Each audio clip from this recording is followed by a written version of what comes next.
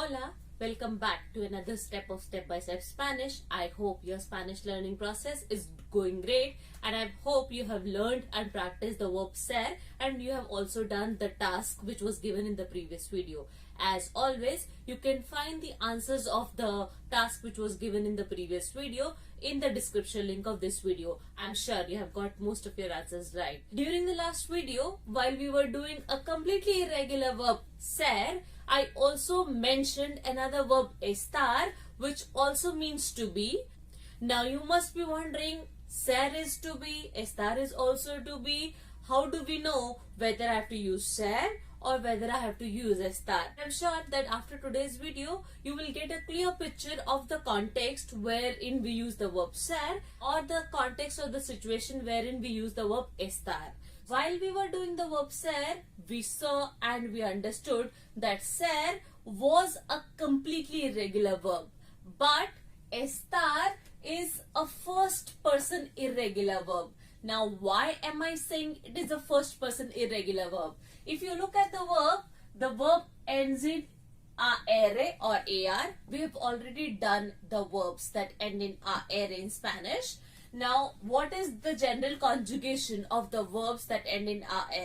For you, we have O, as, a, amos, ais, and an. So, if you look at the conjugation of the verb estar, this is as, this is a, this is amos, this is ais, and this is an. So it is following the rule of the conjugation, but it is not following the rule only in the first person. So that is why I am saying that it is not a completely irregular verb. It is just a first person irregular verb. Why? Because it is not following the conjugation of the given pattern only in the first person. So estar is a first person irregular verb and the conjugation of the verb estar is for you it is estoy, for tú it is estás, for él, ella, usted it is está, for nosotros, nosotras it is estamos, for vosotros, vosotras it is estáis, and for ellos, ellas, ustedes it is están. So the conjugation of the verb estar is estoy, estás, está, estamos, estáis, and están. One more thing that I would want to point out here is the position of the acento.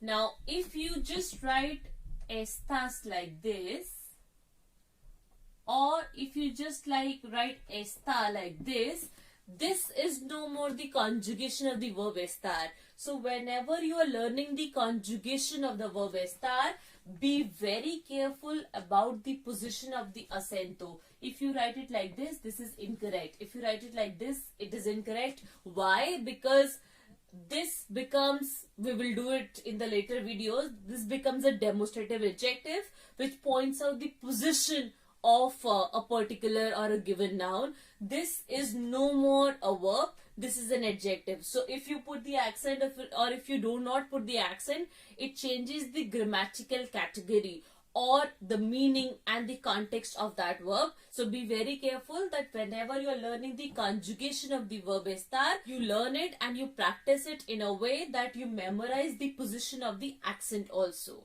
Now you must be wondering, where do I use the verb estar?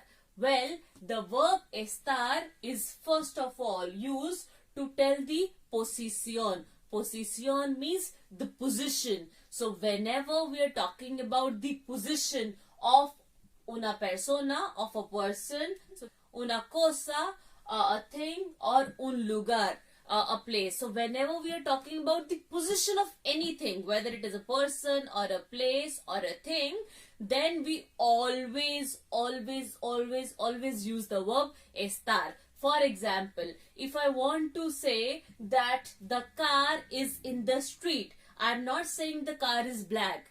I'm not saying, because when I say the car is black, it is the description of the car which we use with the verb ser. I am talking, when I say the car is in the street, I am talking about the position of the car. Or when I say that we always use the verb estar, means we always use the conjugated form of the verb estar in the sentence as per the subject. So the car is not the first person, the car is not the second person, the car is the third person. So I will say el coche está en la calle. El coche está en la calle. Calle means street.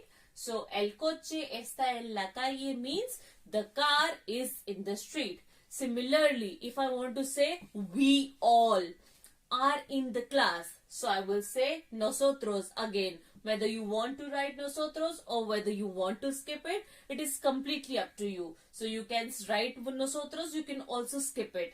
So nosotros estamos, because again you have to conjugate the verb, estamos en la clase. If I want to say Delhi is in India, so again we can say Delhi está en la India. A lot of students will say, but ma'am, Delhi is in India. It is a fact. It is a permanent thing. So why are we not using the verb ser? Because during the previous video, we learned that whenever we talk about the description or a permanent thing, we generally use the verb ser. So a lot of students think or question me. It is a very common question that the students ask in the class. Ma'am, why are we not using the verb ser here? And why are we using the verb estar? Because it is permanent, it is never going to change. So the only answer and the explanation to that is, whenever we are talking about the position of anything, we always use the verb estar. So here, since I am talking about the position of Delhi in India, that is why I cannot use the verb ser and I am using the verb estar. So whenever you are talking about the position of your friends, where are they? Or whenever you are talking about the position of anything in your house or the position of any place in a particular locality, you always use the verb estar. Apart from that, we also use the verb estar to describe the things which are temporary. We did the description of the things which were permanent using the verb ser, but to describe the things that are temporary, we use the verb estar. Now, in the last video, I told you how do I define whether it is permanent or whether it is temporary. Permanent situations are the situations that do not change overnight, while temporary situations are the situations that change overnight. For example, if the room is dirty, so you can instantly clean it. It can change overnight. It can be clean overnight. Or if it is clean, it can be dirty overnight. So this is temporary. But if I say the room is big, then overnight it cannot become small. It will take some time to become small. Even if you have to break and make it smaller or bigger, you can do it. But it is not an overnight process. So basically we use the verb estar for the description of the things which are temporary. Temporary in the sense that they can change overnight. So here I have written some of the temporary expressions. For example, estar limpio or estar limpia. Now you must be wondering, where do we use limpio and where do I use limpia? As I told you, O ending nouns are generally masculine and R ending nouns are generally feminine. So all these words that end in O are generally used for masculine and singular, and R ending words are generally used for feminine and singular. So estar limpio or estar limpia means to be clean. I will give you an example of all these, but first let us learn the expressions and then we will move on to the examples. So if I want to say to be dirty, it is estar sucio or sucia. If I want to say to be open, so I will say estar abierto or abierta. Now one more thing that I would want to highlight there is, whenever we give you an expression or whenever you look for an expression online, always remember it will be given in the infinitive form. Infinitive form is the basic unconjugated root form of the verb. Why? Because that means this is to be clean. But for example, I have to use that in a sentence. I don't say my room to be clean. When you use that in a sentence, you conjugate that as per the subject that you are using. I will just give you some examples in a while. Estar abierto or abierta means to be open. Estar cerrado or estar cerrada means to be closed. Estar organizado or estar organizada means to be organized. And estar desorganizado or estar desorganizada means to be unorganized. For example, if I want to say the class is clean, so la clase. Now la clase, I cannot use limpio because this is for masculine and this is feminine. We have already done the articles in the previous videos. If you still have any doubt, you can refer to that video. So since la is feminine singular article, so I cannot write limpio. Okay, this is incorrect. Why? Because this is to be clean. While I am saying the class is clean, I am not saying the class to be clean. I am saying the class is clean. So when we use these expressions in the sentences, we always conjugate the verb as per the subject. A sentence would be la clase, class is third person and singular. So la clase está, again the acento is very important, and because la clase is feminine, so I will say limpia. If I want to say the book is open, okay, the book, we know the book is libro, so el libro está. Now book here is masculine, so I cannot use abierta, I have to use abierto. You can try to make different sentences on your own, and in the description link of this video I have also given you a task wherein I have given you a few sentences that you can use to practice while you are learning the verb estar.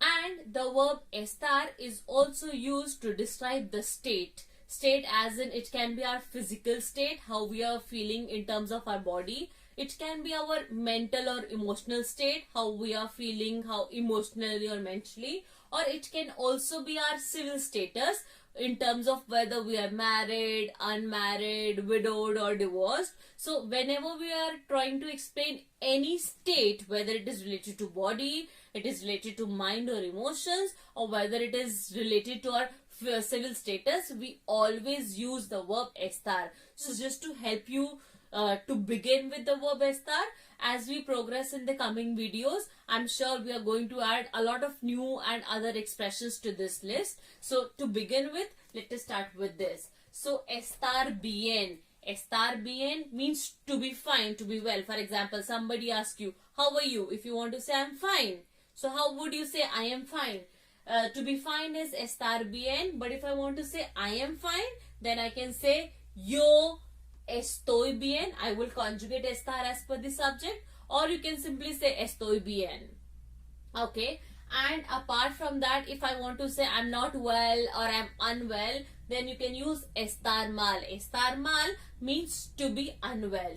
Estar cansado or estar cansada. Estar cansado means to be tired, which is used for males basically, and estar cansada means to be tired, which is generally used for females.